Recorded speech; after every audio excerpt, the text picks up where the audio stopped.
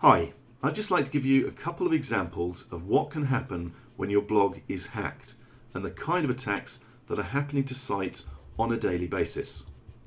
The sheer number of attacks has increased massively over the last 18 months and is only going to continue getting worse. If you haven't been hacked yet, it really is simply a matter of time. In just one attack in March, over 160,000 sites were hacked and used to attack other sites. Now, you may not think your site is valuable to hackers, but to a hacker, every site is a valuable resource for further attacks, spreading malware and information theft. It took one expert 4 minutes to hack the Obamacare site and get access to 70,000 people's records. Recently, even the Certified Ethical Hackers Council site got hacked, and these guys are the experts. It's so bad they're now looking at legislation. The FTC is talking to Congress about having the power to fine people who let their sites get hacked. It's already starting to happen. In the UK, a site owner has been fined hundreds of thousands of pounds, even though they're a charity. Right now, according to Sophos Security, 73% of WordPress sites are vulnerable to attack. Does that include your site? And now I'm going to show you what hackers do and how you can test whether your site is vulnerable. The examples I'm going to use in this video are over 18 months old simply because this is the last time any of my sites got hacked. They are still targeted every day, but since I've been using BlogDefender, none of my sites have fallen foul of hackers. And let me show you why. Now, this is actually an old site that I set up back in 2009 for my mother, chrisgarrett.co.uk, and she's never actually used it, so there's an introductory post on there, and that's it. So it's a very quiet blog, gets practically zero traffic, it's never been used for anything, and yet it still got hacked. It got targeted and hacked, even though there are no backlinks pointing to it, only one post, etc. Now, when I first found out this was hacked, the only reason I found out was the host told me. Obviously, it's not a blog that I'm regularly keeping an eye on, so I found out through the web hosts themselves who suspended the account. Now, here I am in the cPanel AW stats for the site itself, and we can see here chrisgarrett.co.uk, looking at September 2012. It was September that this happened in. Now, if I scroll up, you can see that generally this site gets very little traffic, 50 to 60 or 70 uniques a month. So it's a very quiet blog. As I say, there's practically nothing on there. And then in September, all of a sudden, the numbers went up massively.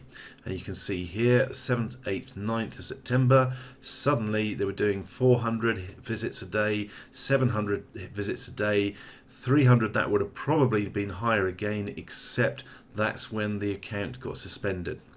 And if I scroll down, you'll see the days targeted were Friday, Saturday and Sunday, which I suspect may be deliberate, maybe an attempt to catch the webmaster out because they're off for the weekend not working.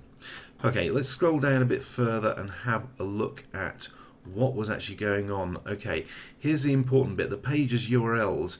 Here's the code that's been inserted into the blog, and this looks like PP update. In fact, if I scroll down here, I think there's one that actually says PayPal on it somewhere. Can't find it now. I'm sure there's one here that says PayPal.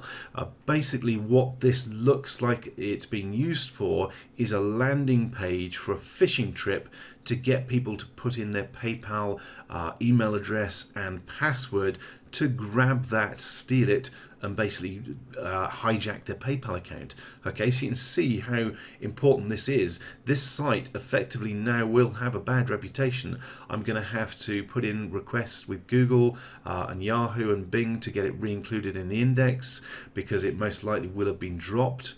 In fact, if we went to one of these pages, you'll see what we get is this website has been reported as unsafe. Okay, so I've tried to go to one of those URLs and it's brought up this warning message. In fact, if that's what it looks like in Internet Explorer, this is the version for Firefox. So you can see it's really not a nice screen. It gives information on why this page was blocked and basically gives the option to get me out of here. The option to ignore this warning and continue to the page is there, but it's basically tiny. and the same is true on Internet Explorer. Basically, it's going to take you back to your home page. So really, if this happens, if your site gets hacked in this way and used for a fishing trip or something like this, then basically you're going to get no traffic from here on in until you get it re-included, if you can get it re-included in Google and Bing and Yahoo. So you really, really don't want this to happen, okay? So that's a quick look at what can happen when your site is hacked. Now let's look at another example. This is where hackers are trying to force their way in to a site using a brute force attack. Basically, they're throwing lots of username and password variations at the logins page in the hope of hitting the right combination. So let's take a quick look at a series of warning emails that dropped into my inbox to let me know that this blog was under a brute force attack. I'm going to pop across to my email box. I'm just using Outlook here, and here are some of the emails that have come in. Now the important bit here to look at is down here at the bottom. You can see that what they're trying to do is use the admin username root and a password gelzo. If we go up to another one, there'll be a different password. It's the same username root they're trying, but a different password. And if we scroll up through, you can see the lots of these coming in, all on the same day, all within minutes of each other, or within the same minute here, 10:38. You can see how fast these attacks are occurring. And if I scroll down again, you'll see this time it's still username root, but this time a different password again. So if I scroll up, let's go a bit further up. So you can see hundreds of these things are basically coming through, and it's still going for the admin username root, but another password this time. Let's scroll up again, and let's have a look at this time. It's still, no, it's a different username, it's webmaster, and now it's going after the password administrator123456. This is a classic example of a brute force attack, where basically they're using automated software to try and hack the site by guessing basically the username for the admin and the password, and they have as much time as they want to do this effectively because they have a massive list of different usernames and passwords, and they'll just run through them using automated software until they happen across the correct one. As soon as they got that, they're into your site, you've lost it, you've lost control, and the damage is done, okay? So that's just a couple of quick examples, but to check things for yourself, you can go to a site like Hacker Target, and under the online scanners choose WordPress scanner, and you'll come up with this page where you can pop in your own domain URL to get an idea of how secure your site is and what information your site is broadcasting that can be used by a hacker to attack you. This example is a basic WordPress setup, and you can see hackers have a bunch of ways in already. They can see which version of WordPress it is, they can see which theme the site is using, as well as the admin username for their brute force attack, and they can also get access to the uploads and plugins folder so they can see what's installed and find potential vulnerabilities to exploit on your site. Why would you let hackers have all this information for free? Here's another example, and this site has been locked down using BlogDefender, and as you can see, we've hidden a whole bunch of that information from them. They can't see the WordPress version, they can't see the theme we're using, they can't see the usernames, and they can't see the uploads or plugins folder. Now that's a big improvement.